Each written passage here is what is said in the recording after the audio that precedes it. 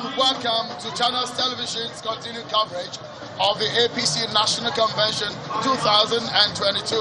Live here on the grounds of the Eagle Square, the venue of the convention. Myself and my colleague Mark Bill. Well, Sean, I can tell you that the key word here is stamina. Absolutely. If you do not have perseverance, you cannot be a politician, neither can you cover the convention of this particular political party. And when you talk about the waiting game, this is perhaps a true test of how to wait, isn't it? Indeed. Well, we know that any time now the convention should kickstart proper. We understand that we did tell our viewers earlier that the speaker was going to come first and then the Senate President. We understand that in about 30 minutes from now the President should be here and the convention will start properly. But we have the honor of having the speaker in our makeshift studio. Right Honorable Gbajabiamila, Speaker of the House of Representatives, is right here. Honorable Speaker, welcome and good evening to you. Good evening to you both. Thank you. Thank you. It was your appearance or arrival that should signal when the other principal officers and indeed the President and the Vice President will arrive. Now that you have arrived, can you give us an information as to when the convention will effectively start? Well, hopefully very soon. That's all I can say. But with a convention like this, with the atmosphere like this, with everywhere agog, with the number of people here, it's a logistical nightmare. And it speaks to the size of the party, the popularity of the party, and I expect that it will start anytime soon. Once the president the president gets in. When is that likely to be? Do you have an idea? Well, I cannot second guess him, but I think very soon.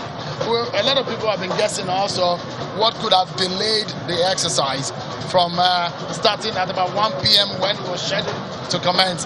What do you think that you give us an information as to what really delayed? Well, like I said, I mean, something this size, I mean, I didn't even expect it would be like this. I mean, you can see the atmosphere is all everywhere is agog, and something like this, ordinary necessarily, would involve a lot of organization, and perhaps we fell short here and there in terms of accreditation, in terms of people agreeing to consensus and trying to have the dialogue so that everything will go smoothly, and we're getting somewhere now. So it's not, we're starting late, but it's better to get it right. Well, talking about being agog, a few moments ago we saw the entrance of the national leader of the All Progressives Congress. His presidential ambition is no secret, and coming from the constituency of the speaker, it's only apt that we ask you how presidential ambitions work in conventions like this. We know that this is to pick the party leadership, but what influence would it have for the primaries which will be coming up in the APC very soon? Well, clearly, not just the APC, but in any political party, when you have a convention and you're picking executive members of the NWC, a lot of interest will come to play. If you're a seasoned politician, you want your guy to be in one position or the other. There's some critical positions, the chairman, the secretary, the youth leader, and the rest of it. So there's going to be a lot of horse trading, a lot of jostling here and there for particular interest. And it's not peculiar to Nigeria. It's all over the world, even the most advanced democracies. This is the beginning for me. This is almost the beginning of the election cycle. But again, you look at the politics and the politicking has killed the choice of people that eventually will emerge as consensus candidates. What has been happening in the background? Can you give us an insight to what has happened in the background as to the conclusion on the consensus candidates? Well, I think really we had about, maybe about 10, 11 candidates who were, let's talk about the chairman for now, who were interested in that position. It was zoned to the North Central, and we had about 9, 10 candidates from the North Central. So invariably at the end of the day, the leader of the party will always have an interest. Well, not necessarily an interest, but he was pressured, let's put it that way, to make a decision as to one way or the other, only for one reason, so that there would not be any rancor in the rank and file of the party. And so he had an obligation, because like I said, there's so many interests, at play here. And I think he made the right choice. He did what he needed to do.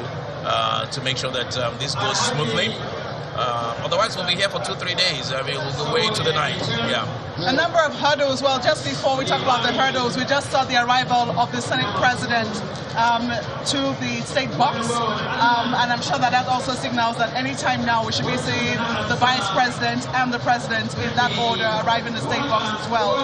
But we did see a number of hurdles put in place by the amendment of the Electoral Act, or should I say the making of a new Electoral Act, direct, indirect and consensus eventually coming in, and then now we see that appointees will not be able to vote. We've seen the back and forth between the National Assembly, which is now asking to be joined in that matter, and the Attorney General of the Federation. What is the stance of the National Assembly with regards to appointees being able to vote at this convention? Well, I think the stance of the National Assembly is pretty obvious. We have a law. That law has been struck down by the courts to the extent of its inconsistency as far as the court is concerned. We are in the process of appealing that law. Now the risk here is this. Now that appeal could go anywhere. If that appeal goes the way of the National Assembly and the courts find that you had no business based on the law in participating in this convention, if you're interested, if you're a political appointee, then we run a risk, a potential risk of either that candidate or the whole thing being struck down. Now we don't want. It's better to play safe than sorry. And so I think the national, the party in its wisdom has decided that look, if you're interested in if you're a political appointee, you cannot play a role in this convention because that's the law. Even though it's been struck down, there's a process of appeal which may find in favor of the National Assembly.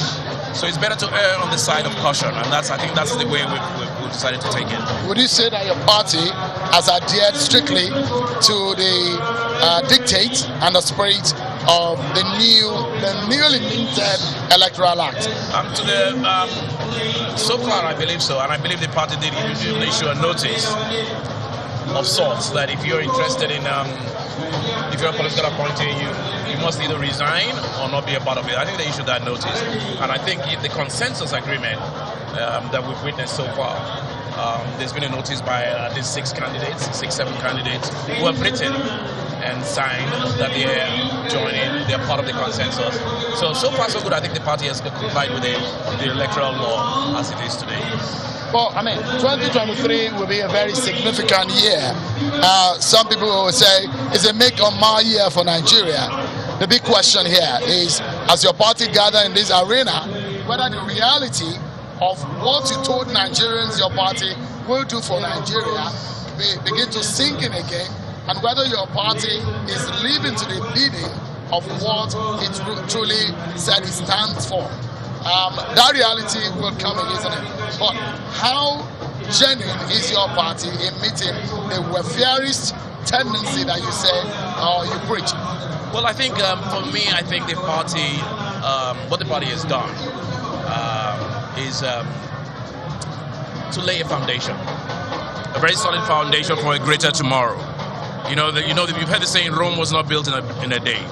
And if you're coming in amidst a lot of decay, you're not gonna do everything overnight, and it's not even going to take 4 years. Neither is it going to take you 8 years. That's how bad the rot was. It may not even take you 12 years. It's going to take you. You have to look at the long-term projection. It's going to take you quite a while to get to the promised land, and so that's what I think the party has done as of now, to lay the foundation for a better tomorrow, and we're moving there slowly but surely. That's the way I say. And I want to appeal. I will. Most Nigerians that are discerning. But some people will tell you that it hasn't translated, and this government has done so much. Some people will say, "Oh no, but it hasn't translated to food on my table." No, it's not going to translate to food on your table, not just yet. But that foundation has to be laid, and that's exactly what the party. So is APC electable in 2023? Absolutely. I mean, absolutely. We've had by-elections. I'm just wondering how this is going to work, because we spoke with the minister earlier in the day about whether or not he'll be able to vote. He believes that the judgment of the High Court is still subsisting, and that until it is upturned by a court of appeal, they are allowed to vote at this convention.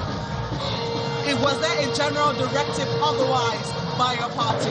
Yes, I believe there was a general directive that if you're a political appointee, you don't vote. Now, if the minister, I'm not sure which minister you spoke with, but if he decides to vote, then not only does he run the risk himself, but he puts the whole party at a risk.